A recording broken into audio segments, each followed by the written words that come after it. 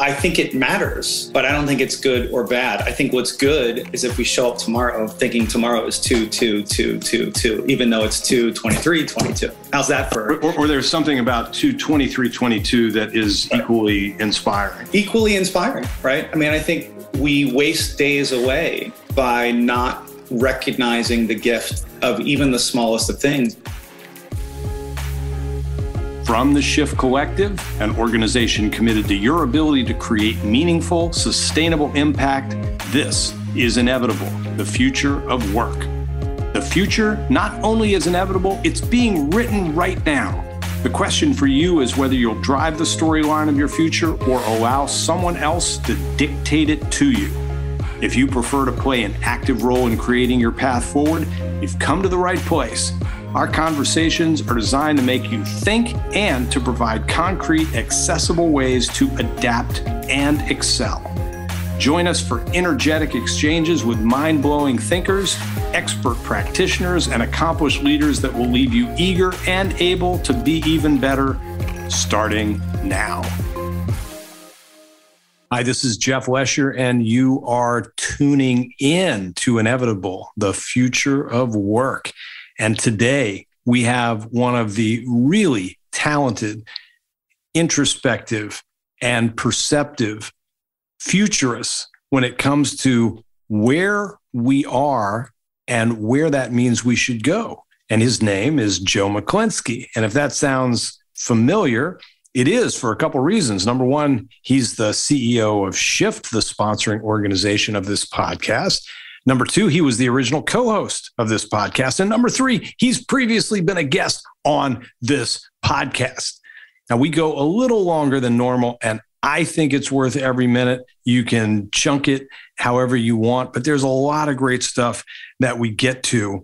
We start with a conversation about the pretend way in which we make certain days special and the opportunity we have to make every day special.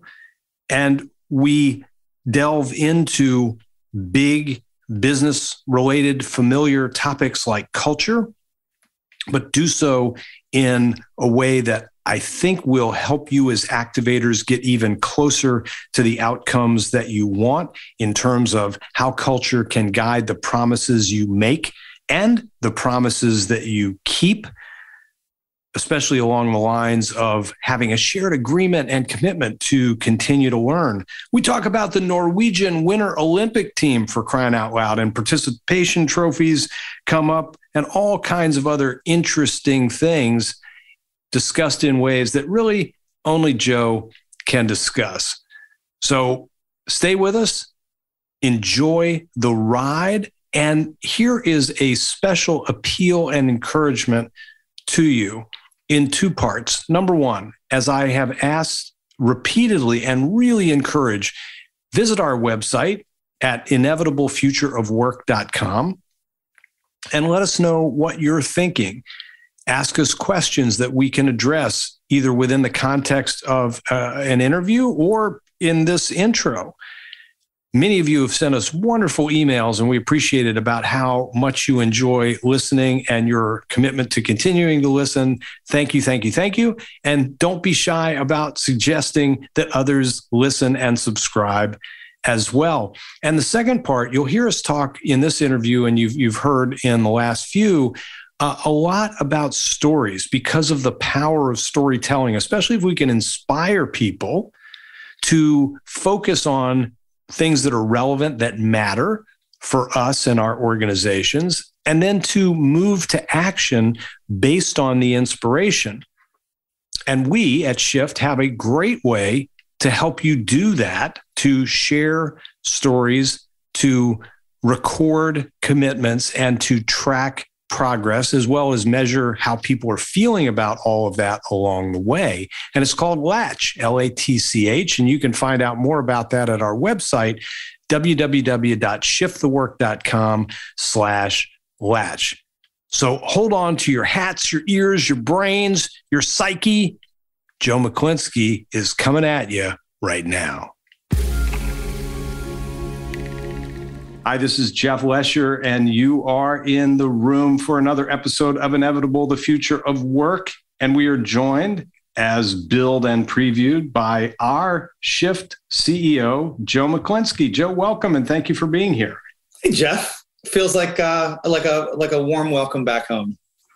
Yeah, welcome. I should say welcome back, because you have graced our airwaves before with your presence, and we are going to lean into your presence here today to do, I don't know, it's not a lightning round, because that I don't want you to speed through the areas of conversation that we can have, but I do hope to cover a lot of ground. So I don't know what the space somewhere in between sloth-like and lightning is, but we're going to try to occupy that. I'm in. Let's do it. So one of the things that we said in the intro is that Shift is committed and really exports this sensibility of being a learning lab to our clients. A learning lab meaning that we don't ask people to experiment on themselves without experimenting on ourselves. And your perspective as a best-selling author, sort of external thought leader, and somebody with the experience of guiding a ship yourself, I think provides that sort of credibility to help people who are listening take to heart what we're going to share, because it's not just born of idea, it's born of experience. And the macro that seems to be wrapping around us is this transition. By the way, this is so appropriate for you. We are recording this interview on Tuesday, 2/22/22. That's right. It doesn't get better than that. So I think that just even amps up the credibility and the stakes. So we can't let ourselves or others down with how we discuss this. But there's this transition now from pandemic to endemic. Bill Maher joked on his show Friday that he likes endemic because end is in the word. Yep. From a personal perspective, but especially from a leader perspective, what is happening that's different? And is this a good thing or a bad thing? Whew. Well, that's a doozy to start this whole conversation. I always like to start with a softball. So yeah. Well, I'll tell you, go back to the 2/22/22, right? I think this is an interesting way to launch off this for 1 second, which is the whole world today on social media will pretend that today is a unique day. And I did use the word intentionally pretend because, we came out with this crazy calendar thousands and thousands of years ago. There's a lot of debate, of course, on whether today is really February and whether it's really the 22nd and whether the year is even 2022. But let's just take it at face value for 1 sec, right? The idea that human beings need novelty, the ability to see the same thing with fresh eyes is what really brings us alive. It's this anticipation, right? This idea of really helping us, sort of perk up, if you will, and think about things a little bit differently. I think it's interesting to me that like the whole world today will pretend today is the most unique day. There will be all these creative ways of saying it'll never happen again in our lifetime. And yet tomorrow will be 2/23/22. And yet we'll be back into the slog of things. And so I think for me, using that just as a jumping off point, let's see if I can connect the dot here to like what's going on. But I just want you to, one of the elements to address, and by the way, for people listening to this, welcome to my world. So this is sort of the beauty and sometimes the challenge of asking Joe what you think is a simple question or straightforward. And you get this very interesting take. But one of the components of the question was good or bad. So if you just take that element of, we pretend, we play mind games, we do things to make today important enough to really lean into is 2/22/22 and making pretend unique or otherwise. Is that bad or is that good or does it matter? I think I'll be a really difficult guest for you today. I think it matters, but I don't think it's good or bad. I think what's good is if we show up tomorrow thinking tomorrow is 2/22/22, even though it's 2/23/22. How's that for? Or there's something about 2/23/22 that is equally inspiring. Equally inspiring, right? I mean, I think we waste days away by not recognizing the gift, the beauty, the appreciation of even the smallest of things. And I think if anyone is listening and they've had a near-death experience, they have family or friends who are nearing the end of life, it is the same thing almost every time, which is once you realize, our days are limited and numbered. Once you really become more comfortable with the impermanence of everything all of a sudden has a brighter hue. Everything has a different frequency, a different tone. And I think in a lot of ways, we as human beings have gotten here through the idea of telling ourselves these stories, these special, amazing legends and sagas. It could be as small as, 22222, or it could be as big as the hero's journey, and that we all are here to do something different and special in the world. My conundrum for me at times, just to think this through, is like, again, it's not that every day has to be the Super Bowl, but maybe it's not about that peak experience. It's just about really honoring the contentness of every single day. And so is it good or is it bad? The jury will be out for me depending on how we wake up tomorrow. Because if all we can do are these peak experience, PEAK experiences, these ideas of sort of thrusting us up into this joyous happiness, peace, everything is great, everything is awesome moment, and then we subside all the way back into that trough again without sort of stair-stepping up through sort of this journey of life, I think it puts us in a position where it's more of that hamster wheel feel, where we're just waiting for the next amazing moment. And until then, we don't really have permission to live our own lives. We don't have permission to really be called to be excited that we're here. I mean, we just lived through a freaking pandemic. I mean, we are... That's what I was going to ask. Right? How has the pandemic affected that? Do we feel more out of control and therefore, WTF, or do we feel more the sense of we need to live today? Well, I think that is still unfolding for sure. I mean, I'd like to put my camp in the former, not the latter. I think, in the way that I do believe that these are all lessons and teachers for us to, again, experience life a little bit differently in terms of how we relate to challenge and how we relate to hardship. I think, this is a time to start thinking about the best days are ahead of us. It is not without challenge. We've got Russia about to, or if not already, invading Ukraine. We've got China continuing to, not necessarily feel like the best world partner. We've got a lot of domestic challenges. We've got a midterm election and a presidential election that will likely put us in a position where at least we can agree on this. Both sides will have an argument on who won.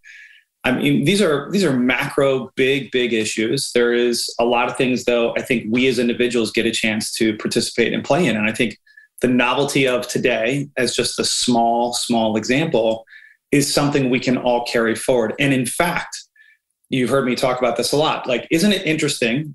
Up until March 9th of 2020, every business, every company, every leader, every organization would have never imagined they would have let every knowledge worker work from home. Like March 8th, that was not on the table. And on March 9th of 2020, and the preceding weeks, for sure, right? The idea that option was on the table. I think we can say with some confidence that there was a strongly held belief that it wasn't possible to do that effectively, certainly over any sustained period of time. Yeah. And so look, it's all been said a lot over the last 2 years that, necessity is the mother of all invention. And I can get down with that. I also think, this idea that, we don't think something's possible because it's not been done before. It's a bit of the Bannister effect, right? The idea of Roger Bannister, who ran this 4-minute mile up until that point, without getting into the grave detail of the story, no one had ever really broken that record. He had a pretty amazing saga just to get to that place to break this record. The guy had a very hard life. I believe he fought in the war. It wasn't exactly the same athletic journey that our Olympic champions have today. And then the second he breaks the 4-minute mile, I don't remember how many people broke it after that, but continued to break his record.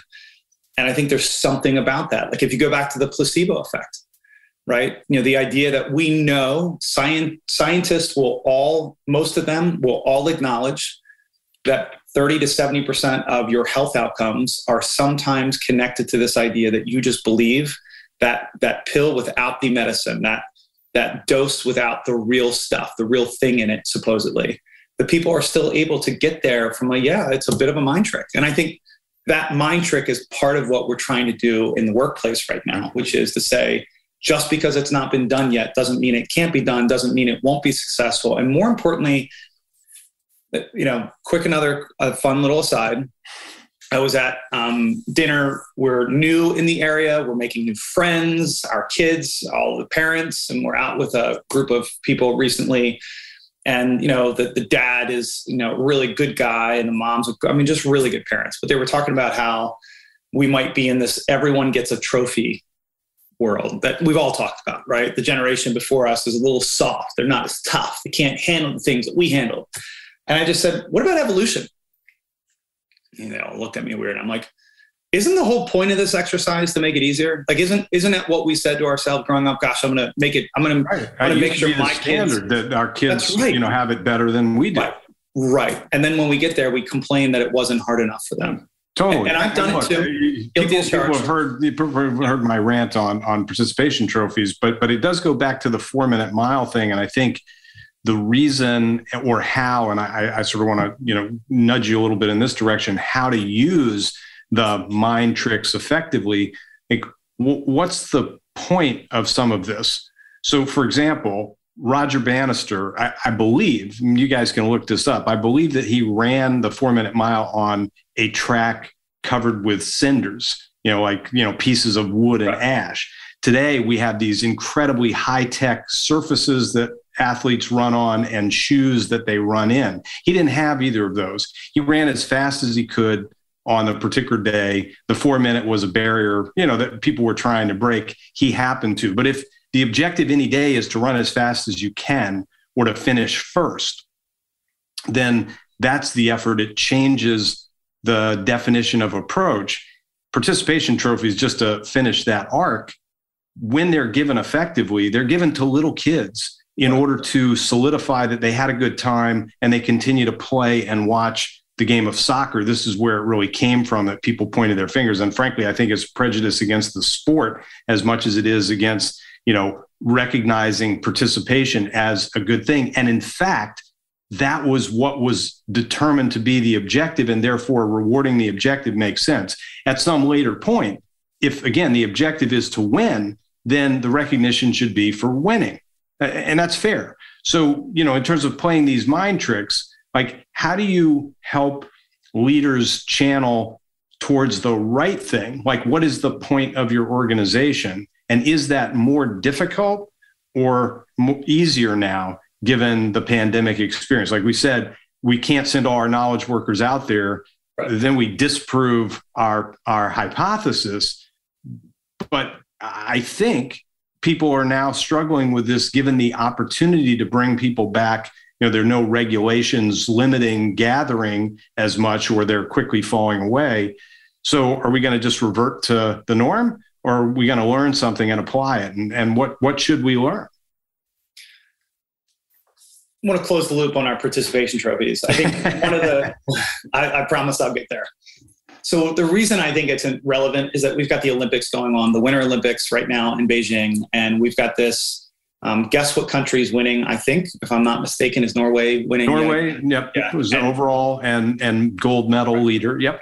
And from my understanding, I may get this wrong, but there was a big HBO sports special on Norway. And how are they doing it? How's this small Scandinavian country competing with these big behemoths like Russia and the United States and China? And my understanding is there's a lot of ingredients to this soup, but one of them is that there are no grades until 4th grade.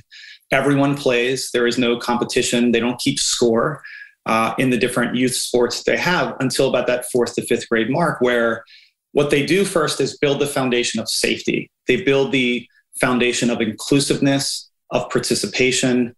And then once that's set, this I promise will connect back to your question. No, and I want to add a little piece to it too. And will drive then the ability for people to have said confidence where they think that, we human beings like to make things existential. I'm a big believer or big proponent and culprit and guilty as charged, that things feel a little existential. And they are. We are literally hurling on a rock in the middle of the universe. We have no idea where we're going, no idea where we've been.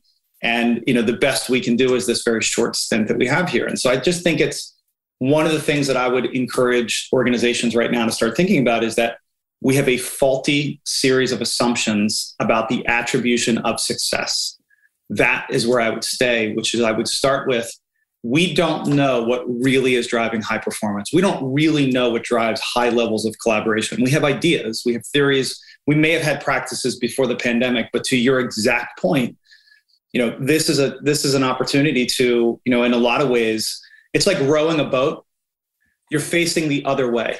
You've got your back faced to where you're going. And I think in a lot of ways, that analogy for me is what we've been doing as a species up until about March 9th of 2020 in the world of work and business, which is only using what we've done to really make hay and progress towards where we want to go. And I think this is an opportunity to turn around and say, holy shit, sorry, are we about to head over a waterfall? Are we about to hit a big iceberg? Like, what is actually in front of us? Can we see, the facts potentially as we see them so that we can start making better and different decisions and creating this new collective understanding, shared reality together? And I think that's the opportunity. So we can get into tactics, but to me, the loop back is, apparently in Norway, this idea of psychological safety and allowing people to feel like no matter what, you're not voted off the island. You may not play for our team right now.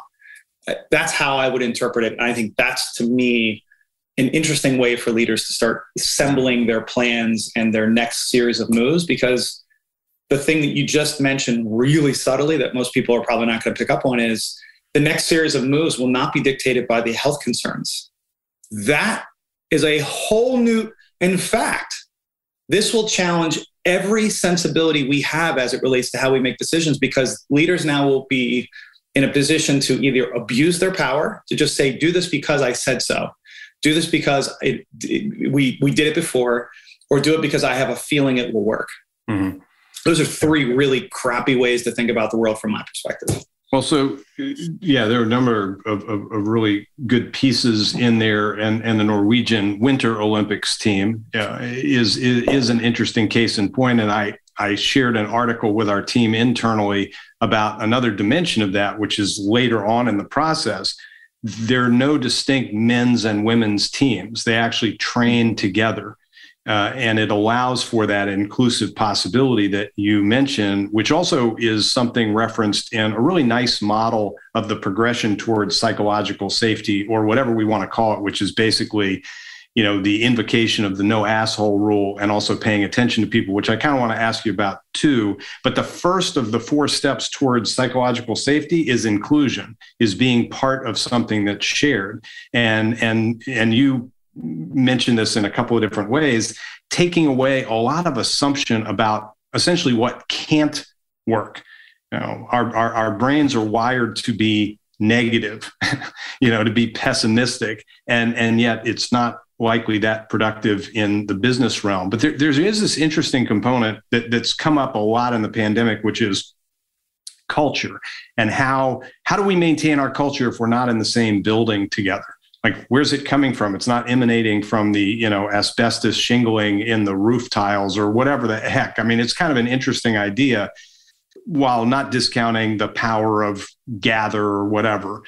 But we want to have a culture where we align around consistent values, like the Norwegian ski jumpers or whatever, right? With the objective of winning gold where we can, but certainly competing. And by the way, in this article about the non-gender nature of their training, their objectives as a team include having fun, building relationships, and being a better person, which probably resonate with you. But the question is, how do we balance this idea of culture? And you can, also include where it comes from, or, whatever. But we're out there trying to hire the best people for us, to do the work that we are going to be doing. So those are all interesting dimensions. It's not, one size fits all and doing the work we used to do and the way we used to do it necessarily. There's this natural tension then between this culture that we're all kind of similar, but we also value and we know benefit from how we're different. So what do you do with that? Like, where's the balance between, hey, be the shift way, but also bring your perspective here and help make us better? Jeff, it's always the Schiff way. We don't care about these people with their own ideas. Yeah. So there's a couple of ways I would think about that. And to just start again, I think what you just said is really astute. Let's go back to one more Norwegian reference point here, which is they taught the kids. Hashtag Norway. We got to really drive this thing. Yeah, go social. We've got fun. We've got be a good human. We've got connection. So, let's take this out of the realm of culture. We can all joke about the book, The 5 Love Languages, which is, it's a way to unpack the word love, right? There are 5 prescribed ways, agree or disagree, but it's definitely a quick way to access what might be the ways that my partner, my spouse, my boyfriend, my girlfriend would then receive love from me. Is it acts of service? Is it time? Is it gift? Is it affection? Or is it words of affirmation, or sort of the way they break it down? And I think in a lot of ways, you and I like to joke a lot that communication has been the buzzword for 20 years. We just need to communicate better. And now you can see culture is kind of fighting up there as a top 3 word within the zeitgeist right now. And for people to say, well, geez, we just need to maintain culture. And I would just say, like, that's a fair notion, but that doesn't get you anywhere. Like, the question is, what is your culture? Not the words about being a good Boy Scout or a good Girl Scout. That's not what I'm saying. It's how do you think about the collaboration between human beings, the collaboration between your strategies and technology, the way in which you engage your customers, your vendors, your suppliers, your investors, the way in which you sit and see within your community, that ultimately culture is a series of promises made and promises kept.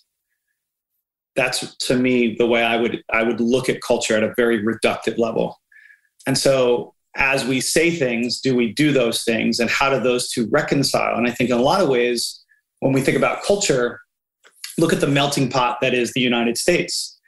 One of the things that I think we would learn from is that, there's a lot of hidden and missing pieces to the history. Forget the very original sin of how we coerced and, found ourselves on this land. Forget the slave trade and how we built the economy and everything else that's here. But just for a second, you're going to make me feel bad. I'm just going to have to cut this part out. Yeah. But the reason I'm going here is that I think from a culture perspective, there tends to be something that I think everyone can connect to, which is, as new people come to this country, there's a feeling that those new people didn't do anything for this. And for some reason, I did. Now, when you go into a company, you think about, my dad's worked for the same company for 45 years. As new people join the company, it is a natural human instinct to say, they just don't know how we built this place. And guess what? It's true. The people who just got here do not know. Now, here's what's also true. Unless you're my dad, who was there at the very genesis of that organization, none of us know what really it meant to make it through a long, cold winter in this country back in the early days. And I think as we fast forward to now, what you see is there's a power struggle between old and new ideas, between multicultural, multi-generations, between all of these things. And there's an inherent bias for older thinking, whether it's older people, whether it's people in existing power networks, or just the idea of the way, the status quo, the inertia of this, the way it's always done. Those 3 factors, to me, really do try to put an asymmetrical imbalance on the conversation about the way we should do things. And, again, I'll take it to parenting for a quick second. Like, how often do I tell the kids to do something and they'll say, why? And I'll say, just because I said so. I mean, the exercise from the very early on, parents, education, school, jobs, has been about chipping away the free will of how we think and how we see things. Now, some of these things are great lessons. I shouldn't want my daughter to eat Skittles all day or my son to play video games all day. Like, of course, there's a role to be a guide, a sage, a facilitator of their journey. Yes, and there's also a role, a guide, and a facilitator to be played to allow them to fail. Because what you're really starting to ask about, which is, it's like a ratchet. Like, at what point is our culture, kind of established? What is it? At what point do we have to go all the way back to the land of zero every single time we hire somebody, or every single time we bring something up and go, okay, how do we do this all over again? Like, what we want to see from, I think, a progress standpoint inside of organizations is, what have we agreed that is good, and what do we agree that we're still learning? And I think coming up with these sort of notions in an organization would be a good start, so that people, again, feel included, for people to feel, whether this is through pulse reporting, whether this is through surveys, whether this is through exit interviews, the idea of getting feedback and say, what is good about this place now? Right. And what works, what doesn't work? How did this place impact you? And it's starting to gather and collect those things again like a ratchet, so that maybe that becomes the new set point, the new base reality for us to build from. Kind of like the Constitution and the Declaration of Independence and the Bill of Rights, like, well, supposedly maybe like the Constitution. I mean, it's an interesting analogy, because something that you've said before, and I think others would benefit from hearing, is culture and the definition of culture through the establishment of values is not intended to be a standard operating procedure for everything that's going to come up. In fact, it's the opposite. It's the frame in which decisions get made. And I often argue defended, meaning the decisions may not be the ones that we want to repeat. But if I go out and do something and can explain to you, and we've had conversations like this, that I did it in order to serve, from my perspective, the values. We can disagree about the decision, but we agree about the logic that went into making it, and then can understand moving forward. Okay, so given the same factors, here's the way I'd like you to think about it, or something else to include. So the curiosity then is, how do you help people make the determination between the because I said so, because some decisions will be made that way, and what do you think? Kind of that's the juxtaposition. Well, I don't know. I'm figuring it out, is the honest answer. And I think, as someone who, I have been a leader for a good majority of my life, as the sort of the world would look at, whether it's president of the class, captain of the football teams, and now leaders of different businesses, it's a role that at times I abhor, because in some ways, the worst thing I do at any given point is yell at my kids and tell them what to do. It's the least favorable position I have in any given day, for the most part, without, getting into crisis and real big problems. I feel the same way inside of businesses, which is like, you're an adult. This subjugation that you see me hold my hands up in a shape of a pyramid, and just this idea that we basically have been subjugated from the very beginning of this existence. We've been here for thousands of years. And I do think the transition is happening. Johnny Paycheck is my new favorite country artist, right? He wrote the song, Take This Job and Shove It. A long time ago, by the way. I think it's okay. You've got a fifth of the American workforce that has literally voted with their feet. And so I think for all of our market enthusiasts, this is a market correction. This is an adjustment where labor and capital are having a new debate about living wages and, not break rooms and ping pong tables, but, real valuable conversations about work schedules and place and time, and how we measure and value the outputs of folks. And I think going all the way back to what you said, which is like, to me, culture, yes, promises made, promises kept. And even above that, it's how decisions are made. And I think in a lot of ways, the exercise between the individual and the collective, this is the balance that I think, democracy has attempted to, solve for. I think organizations who, look at people as people and humans are trying to solve for. I do think, there needs to be a true north and an aim in every organization, that people come together collectively to say, yep, that's the hill we're trying to climb. And then I do think, something I think a lot about is, we have a lot of people that are involved in fierce political debates right now, and people I really respect.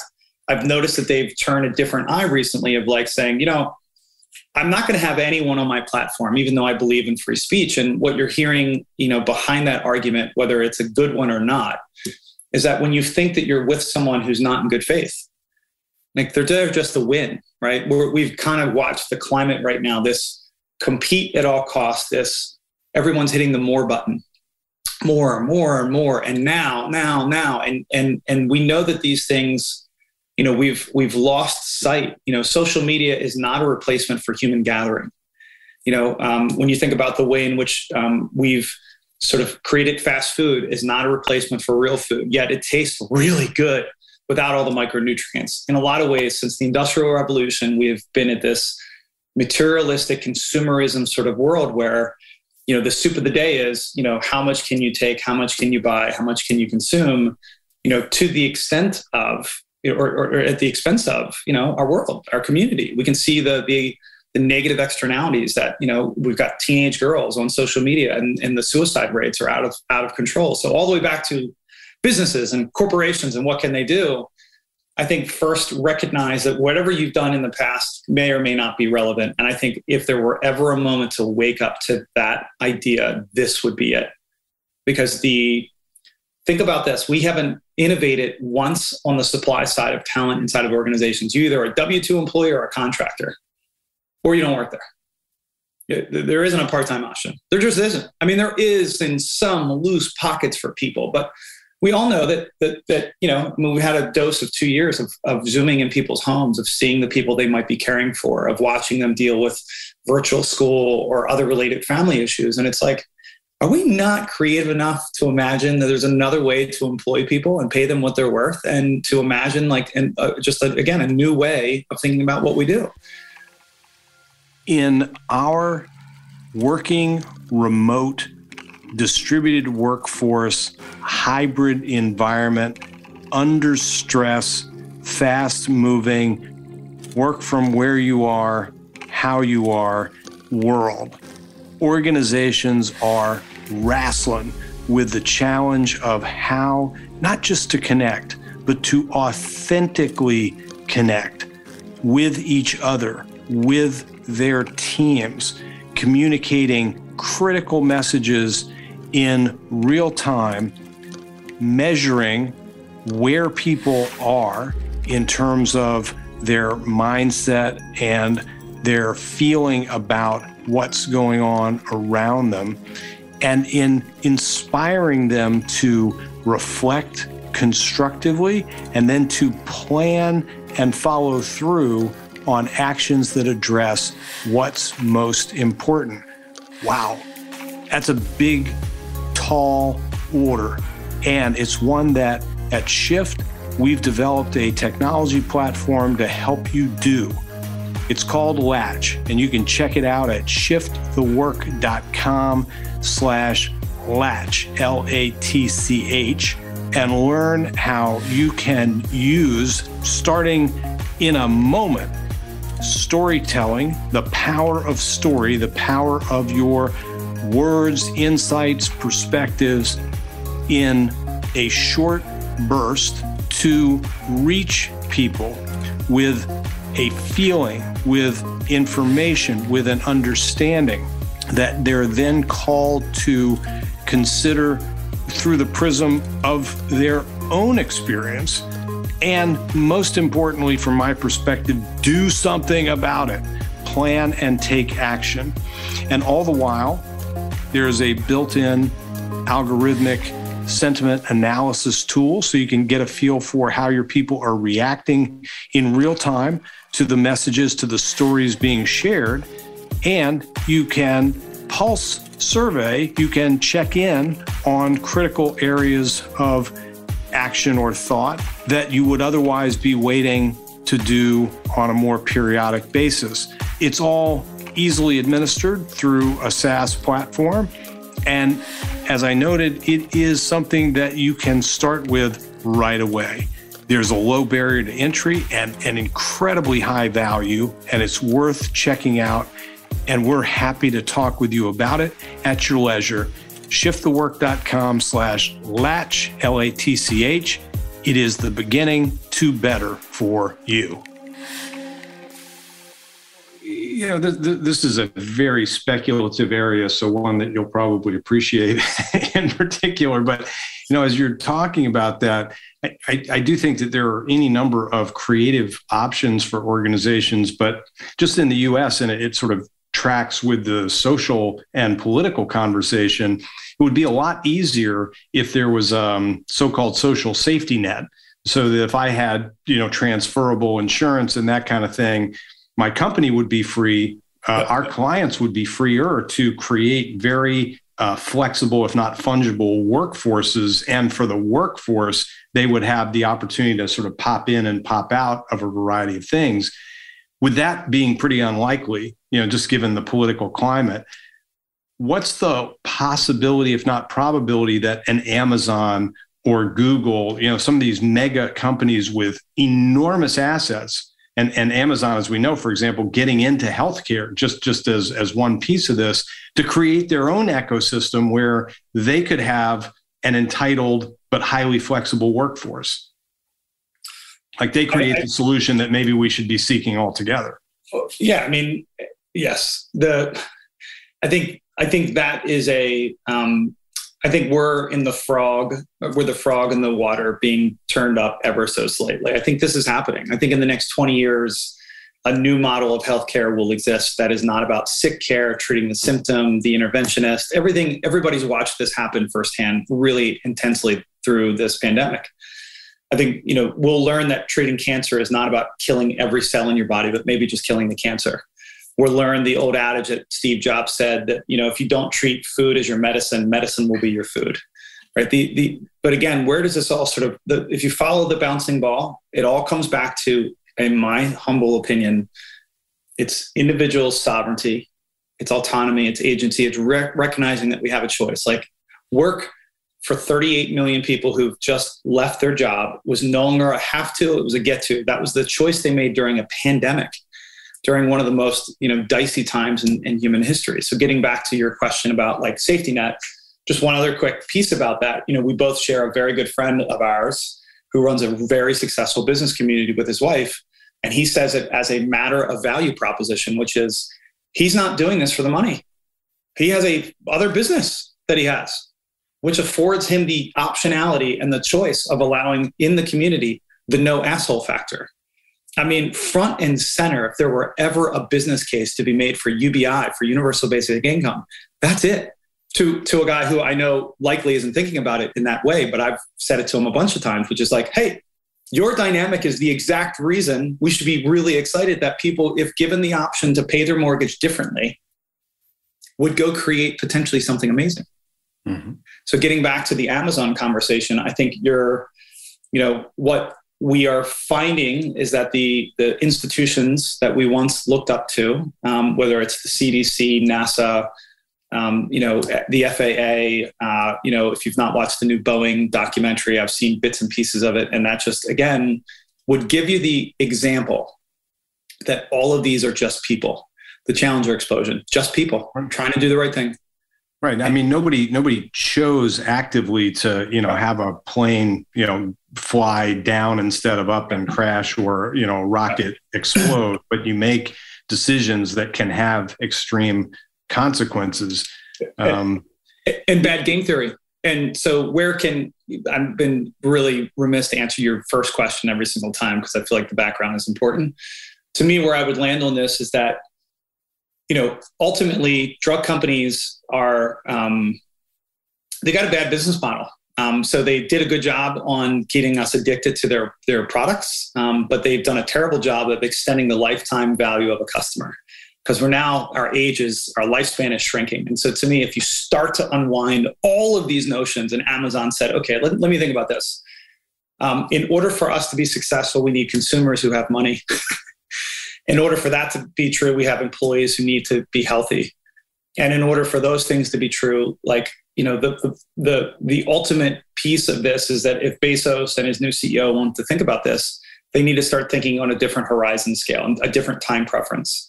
So it's not about the next 30 years, it's about the next 50 to 100 years. And I would just start asking the question, if that's true, one of the craziest things, and this will be a crazy leap for a second, but Scott Galloway talks a lot about this, NYU professor, he's got a blog called No Mercy, No Malice. And he said, if Harvard really wanted to make an impact, the reason that these schools are so competitive is purely on one statistic, which is their acceptance rate, which is a really unfortunate, unknown, notion that the world should hear, which is the only game here. The reason that there's a top school, it's not that they're producing the best output. It's that they are the hardest to get into, which that FOMO, that scarcity. I mean, are we not going to be smarter than the fall for the old trick yet again? but they could create a system where every person that goes through, they could give their whole family access to every online Harvard educational school and class. Therefore, that family would be a Harvard family for the rest of the time they want it to be. Their kids' could have access to the Harvard institutions. There's the legacy programs that you could eradicate, right? Which create these inequities, which is why they've been in hot water about their admission process. If you come all the way back to the idea of start thinking about, two things. One, different time preference, different horizon, and without taking this is not talking about work, but, Brett Weinstein does, and Eric Weinstein do an amazing job talking about lineage. For all of our, I'm spiritual and, a tad religious. And it's like, what is the golden rule again? Like, we're all supposed to treat my neighbor like it's not just about our families. It's about all of us. It's about widening the scope of empathy and this aperture to become a little bit more connected, that we are more connected. And I think going back to Amazon, time preference, start really kicking the goalpost down the hill, if you will, in terms of like, what would it mean to plant a sequoia tree? What would it mean to really increase the lifetime value of my customers and my employees? And two, I don't know how this happens, but at some point, the game theory of extreme competition within capitalism, that it's never sort of enough. And that if I don't do it, they will. It's what we're doing with Russia and the US right now. Like, we're afraid that if they invade and we don't do something, they'll do it again. And so there it is, bad game theory. Well, and what you just sort of went through, or at least the way I heard it is, like more is more necessarily. And Amazon, I don't want to hold Amazon up to be the, paragon of virtue in all things, but how many quarters did they choose to lose money? Where in most companies, especially once they become public, they will, do everything, including lie, cheating, and stealing, to post growth. And that wasn't the way they went about it. And now are, at least depending on what day of the week it is, among the top 3 biggest, most successful organizations, certainly extremely influential. So part of it would seem to be a definition and then a standing behind the words that, like Pfizer, and speaking of drug companies, running an ad right now talking about how we're all in it together. And I laugh sort of wryly when I see that, because sadly, the pandemic did not really bring us together. I mean, it seems like it took us further apart. But if we valued that, if we valued the education of our colleagues, if we had a way to measure intellect beyond the fact that somebody got into and graduated from Harvard versus they're really freaking smart, and smart in ways that help our organization to be more successful, that's possible. But to what extent do we really value that? So I'll leave you some space for that, but I want to ask you about something else before we run out of time, which is the sort of balance between storytelling and credibility. And you've told, just in this conversation, at least 4, 5 stories, as small as, when I yell at my kids, that's that's me at my worst kind of thing. And if there's an extension of that, what has it taught you, and how can that be applied? How could I apply it, et cetera? Storytelling. And there's at least an adage in sports where, a coach is only effective for a certain amount of time before, the players stop listening. And part of the reason for that is they've heard her or his routine, over and over. So you've been running this company, albeit in different forms, for over 20 years. I got to imagine, in fact, I've known you for 7.5 of those years. I know there's some truth in what I'm going to ask you about. We naturally rely on similar stories. How do you keep it fresh enough, or at least what's your awareness or sensitivity to needing to keep it fresh enough for those stories which we believe have significant power to not actually produce the opposite effect, which is, oh my God, here he goes again, I'm not even listening. Right. Well, for what it's worth, I have that feeling. And I don't mean that in a way that the team isn't, and you included, been nothing but faithful, loyal, contributory, co-leading, co-facilitating, co-guiding as much as we possibly have and as much as we possibly can. I think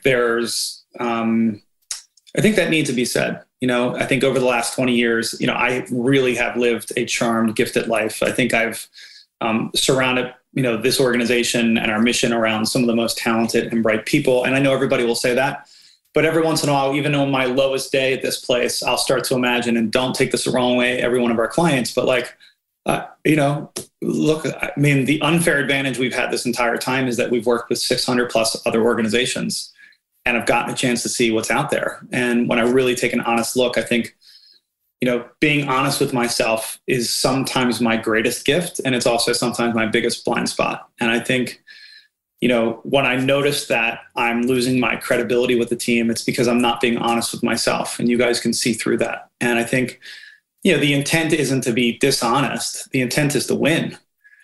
But once you start to lose a bit, like we've had a pretty rocky road through 2021. 2020 was great. We held our head. Everything was fine. We had everything kind of ready to go. As you guys laughed at me, I had water ordered in December at the office in 19, as, like a prepper would have, and, started to see this thing unfold in November of that year. Whereas now, we've decided to parlay our expertise into being a tech-enabled consultancy. We've decided to take, I think, a really big risk and opportunity to see if we can play a role in this new hybrid work world where we use not just technology, but we use human beings to really be supportive and be of service. And I think for me, credibility-wise, like I try my very best to just think about the way in which I've seen my parents and other great leaders really just be humbled by doing the work. And the work to me is a few things. First and foremost, it means no rent seeking. So what I mean by that is it's when you find yourself guiding and monitoring and directing more than doing. And it's not that you shouldn't delegate. It's not that you shouldn't empower others and multiply your efforts through others. I appreciate all those things, but the work I'm suggesting is more of like the learning, the understanding, the deep dive, the willingness to really understand the subject matter, to understand your team. And so that, I think that's one piece. And look, we all have this story that we've been told, throughout history, that we'd get to a certain age and stage and we would become retired. We could do what we wanted to do. I mean, just really think about that idea. So again, why I talk about rent seeking a lot is because, like, I can feel sometimes where I don't feel totally connected to everyone or totally connected to the team. That's a call for me to really sink back down and say, gosh, what are the things I need to learn more? What are the things I need to explore more? And that really gets to my second piece, which is exploration. And so for me, I have a friend that you've met in the past. He has this saying that you are the office. So he takes all the obscure pictures all over the world. He finds these toilets, like literally toilets everywhere. And I'm not kidding. He could be in Papua New Guinea or Croatia or Australia, and he'll post these pictures on Facebook where he finds a toilet in the middle of the city. And I started looking, and I've started seeing them too. Like, I live in Vienna, Virginia. 5 months ago, I found a toilet in front of someone's house. Like, how random is that? Now, he would take it a step further.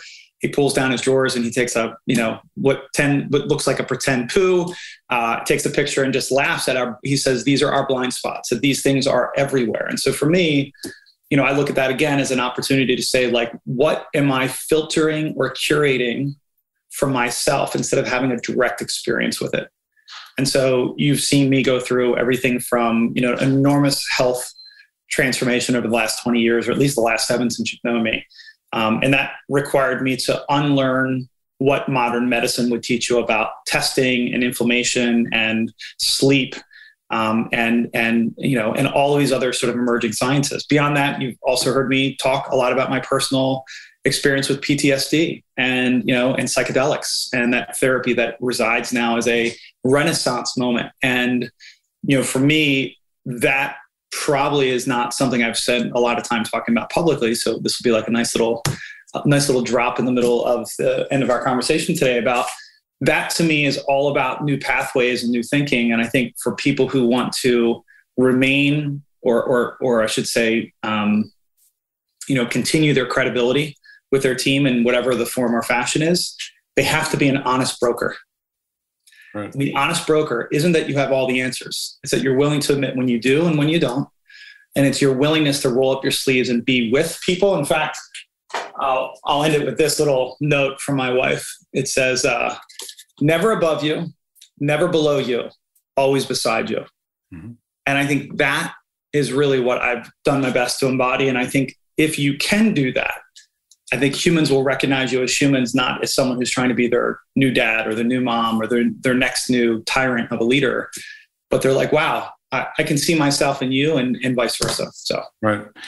Well, yeah, no, I appreciate that. And I mean, I would share with people, just to contextualize that a little further, that, one of the things that I experience you doing that's different enough from what others tend to do. We all know what I used to call, when Baskin-Robbins was still a brand that people recognized, home of 31 flavors. They were the 31 flavors people. Every time you talk to them, they had the new best thing that you had to do, versus you say things like, hey, we have to understand that sleep is important. And folks, that's a fact. Sleep is important, and it's important in a lot of ways. Some of the ways that I'm trying to improve my sleep are these things, and this is how it's working for me. And if you try something that doesn't really work out, then you try something else.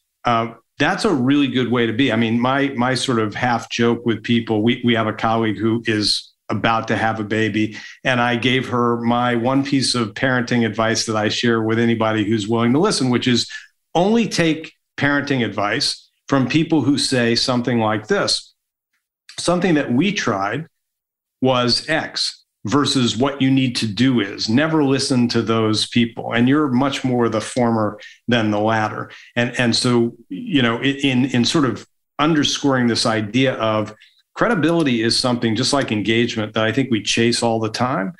And one of the ways that we can sustain it or regain it if we need to is, like you said, be honest with yourself first, and then share that. I think in a way that at least is honest enough with your audience to be credible. And that includes, by the way, and you alluded to this, but I just want to put a pin in this, is we don't all get to participate equally in every decision.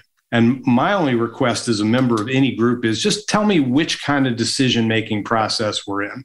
If this is a totally follow, I'm okay with that. If it's a totally consensus building, I'm okay with that too, but I'm going to approach those situations very differently. And if I think it's one and it turns out to be the other, it's going to kind of piss me off. Well, and, not a bad place to just kick back. It's something I'm working on, that particular piece. It's not that we don't teach the 4 levels of decision-making. It's not that I don't understand the value of a RACI or, the idea of being, really thoughtful.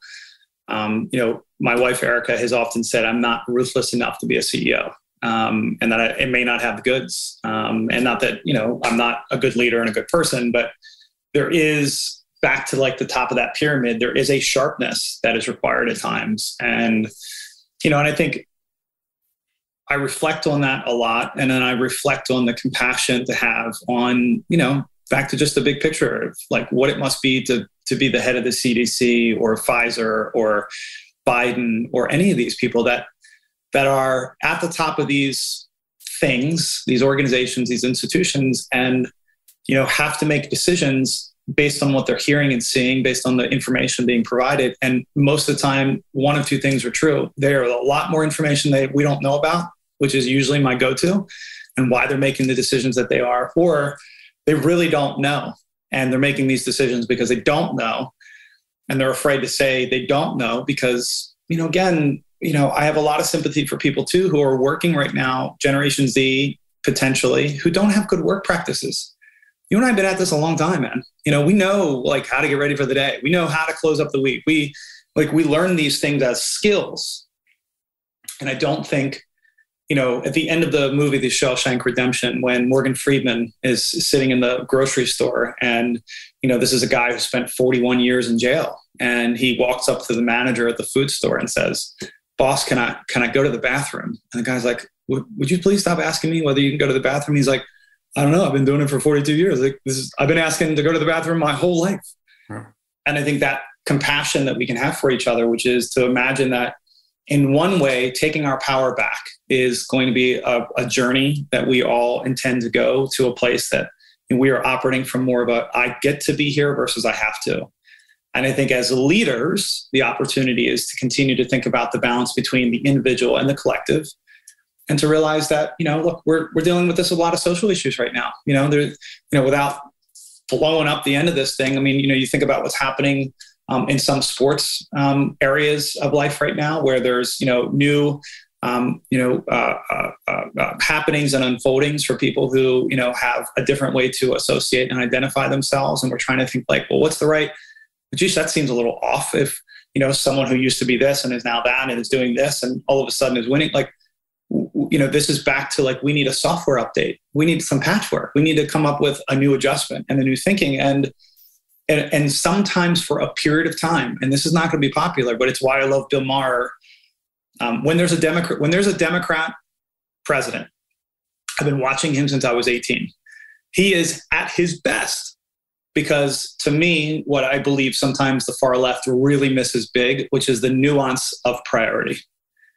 And we got to make a decision right now. Is Joe Rogan, and I know you and I may differ on this, but is he the most important conversation that we should be talking about right now? Like, is he, for someone who said a lot of bad things, and no one's going to argue that. He didn't argue that. We all feel that way. We can talk about it. He needs to do better prep and better this and better that. Sure. And we got a whole series of things to work on. Right. And is where I would. What's the easier thing? Like, I think we have proxy conversations for stuff that gets to these sort of deeper issues. I will say, and I've said in one of my videos, just so that people are clear, is not a fan of cancellation. Like, that doesn't serve anybody's purpose. And we do have to be open to and willing to have conversations about these things and hear people's questions. I mean, you mentioned issues related to trans athletes as an example. I've sort of half joked with a number of my friends that my daughter had to get over blaming me for not understanding certain terms and status and whatnot. And I kept saying to her, I'm asking you because I actually want to know. I really want to know. And I truly don't understand this. And if you dial it back all the way to, you referenced Gen Z, and I would just offer this bit of counsel for folks, and we can land, is don't just use words, have conversations. Like, we label stuff and then run by it. And so the idea, and I just had this conversation with somebody recently about the level of customer service. And I interviewed somebody, Brad Fetterman, who was on the podcast most recently. And he was talking about an exercise they did with Hilton, which is actually similar to an exercise that a good friend and client of ours used at one point, taking his team to the Ritz-Carlton, because they kept saying, give your people this level of service like at the Ritz-Carlton.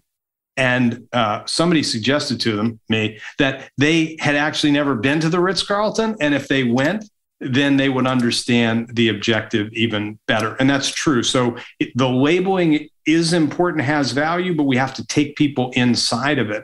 And that's part of the storytelling that we can use, or at least the exposure to things through which they can develop their own stories to be as capable as we want them to be, as opposed to dismissing them because they didn't get our reference because they hadn't been there yet. Right. Well, and look, I think we didn't hit a lot on this. Maybe there's a take two in our future, but the notion of storytelling is, it seems, squishy or intangible, or maybe not even important. Whereas if you really think about the way in which most of us form our personalities, our identities, our beliefs, it doesn't come from me having been on the ground in Ukraine to develop a point of view about what's going on. I'm outsourcing my sense making. And in an organization, you're outsourcing your sense making to employee surveys, your direct leaders, your past experience. All of those things are fine, but back to the idea of, like, you are the office. You have to go see, you see all these undercover shows around the bosses, and then what do? They take them from the C-suite down to, the lowest level of labor class within the organization to what? To go see it, to go experience it, because you can't get that in a PowerPoint. You can't get that in a Zoom meeting. You can't get that from reading a book. And I think, again, there's a lot of real value of outsourcing your sense making. And I think this pandemic has maybe helped us slow down to the fact that we should regain said sense making a bit back to the things that we intuitively know. We intuitively know that 9 to 5 is silly. We intuitively know that making people show up to a certain place and space is a little silly. We intuitively know that working until you're 65 to then go do the things you want to do, we intuitively know that that's bad. We don't need to go look for someone up or someone out to tell us that those are ideas we should retire and we should think about maybe a little differently moving forward. So that to me is I think the raging opportunity as we ask people to come back to the office without this existential, without, again, consideration for people at high risk categories, et cetera, that now we're really talking about what produces the best work.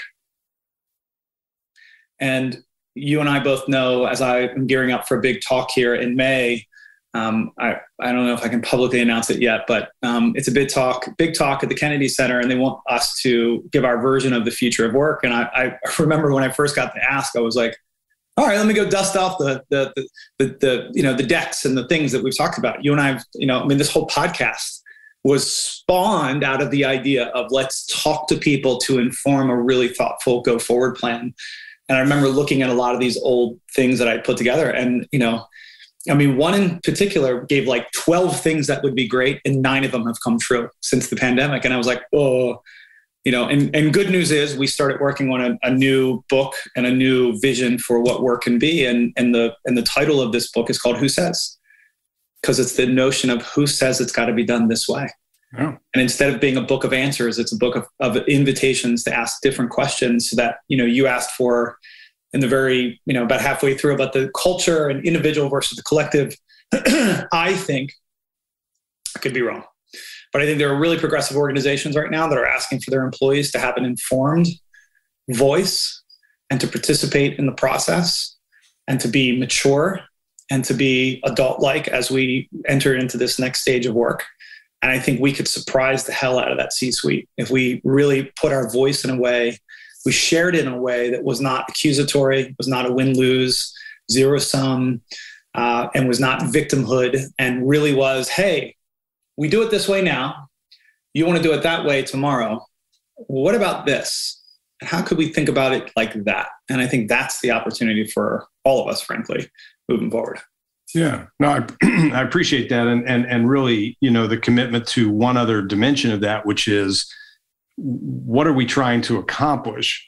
And so what if we did it this way, or what if we didn't do that? And so that frame and your longstanding commitment to that, is appreciated. And so many people have had the opportunity to experience it kind of on the ground in a way that liberates them to ask themselves those questions. It's weirdly, and this is kind of a tough sell, in the provision of services at a high price, but it's true. And it's really honest in a way that people should pay more attention to and embrace more easily, which is, I'm not here to give you the answer. I'm here to help you discover the right answer for you. And part of it, and really the essence of it, comes through asking those questions and connecting through the experiences. Stories are another label for that. So I appreciate you providing some animation to that, hopefully weirdly balancing some creation of greater clarity or sense of direction. I should try this with a bit of confusion. Like, I don't know what the answer is. And my encouragement to people would be to listen to what you said and work towards finding out your answer, not relying